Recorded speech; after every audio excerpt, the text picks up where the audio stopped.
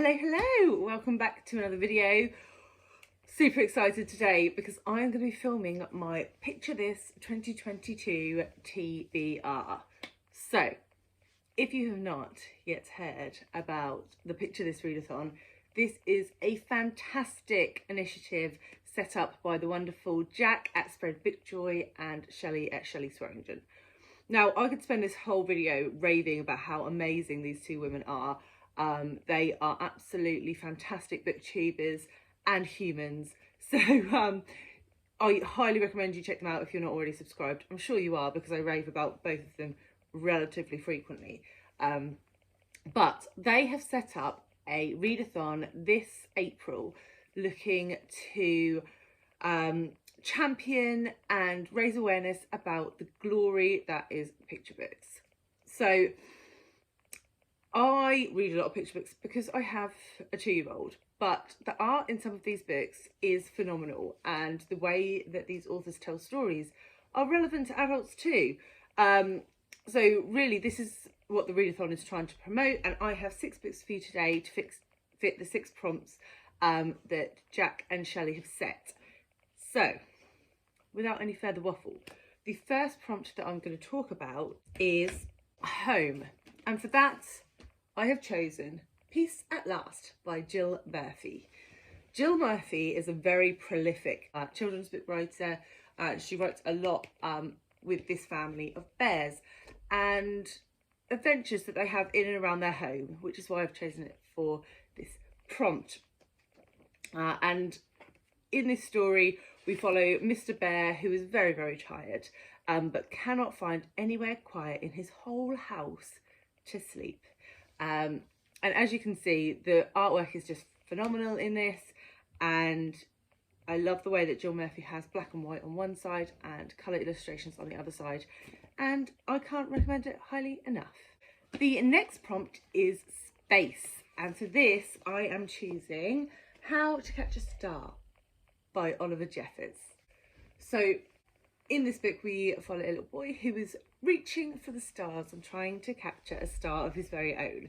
So that's maybe a slightly tenuous link to space, but I absolutely love this book. It has really simple illustrations and a simple colour palette, but it just draws you in, and the way he draws the trees and just uses really isometric shapes throughout is fabulous. I have a few other Oliver Jeffers books as well, because we really love this author and illustrator. The next prompt is friendship, and for this I could not do a picture book TBR without including Mick Inkpen and his Kipper books. So Kipper is our little dog, and in this book, 1 Year with Kipper, we follow him and his friend Tiger as they take photos throughout the year, looking at the seasons changing and the different things that happen through the year, and at the end Kipper makes a lovely collage for Tiger. And again, the illustrations are very simple, but they're so wholesome, and you just fall in love with these characters. And as I say, there are several books in the Kipper series, and we have several. So yeah, this one is on the TBR. The next prompt is green. So I have just chosen a book with a predominantly green cover, and for this we've gone for The Little Mouse, The Red Ripe Strawberry and The Big Hungry Bear. So this is a brilliant book, and both of my kids have really enjoyed this. Again, the art style is probably quite different to the other books in here. It's more, it almost looks like pencil drawings. We follow our little mouse who finds a strawberry and he's going to pick it, but should he pick it because the big bad bear might come and eat it? And it is a conversation between the reader and the mouse, and it's just fabulous. It's a joy to read. And on the back it says, the little mouse will do anything to save his strawberry from the big hungry bear. The bear holds all the cards, but who is playing the role of the fox? And the author of this is Don and Audrey Wood, and the illustrator is Don Wood. And so for the prompt of red, I have chosen a book, again, that is just predominantly red on the cover, and that is There's a Line in My Cornflakes by Michelle Robinson and Jim Field. This book is hilarious. I really like the almost comic style drawings through this, and we follow two brothers who collect loads and loads of tokens off the back of cornflake boxes, because then they'll get a free lion.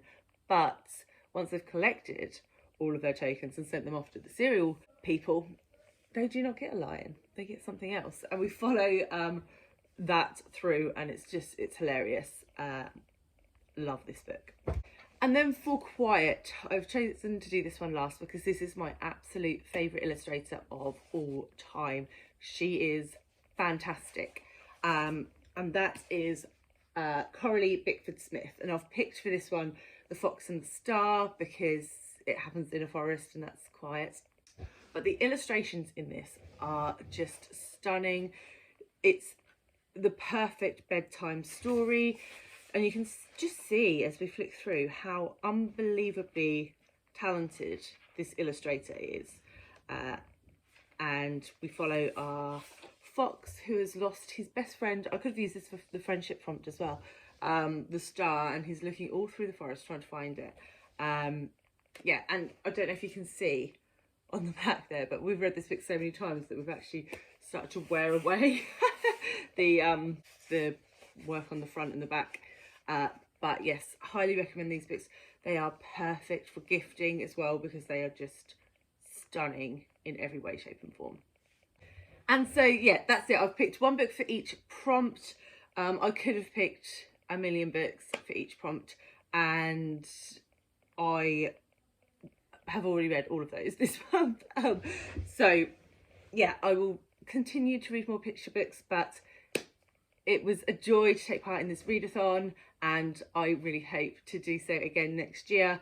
If you're looking for any more picture book recommendations, I did recently read and review the Waterstones Children's Book Prize shortlist for illustrated books.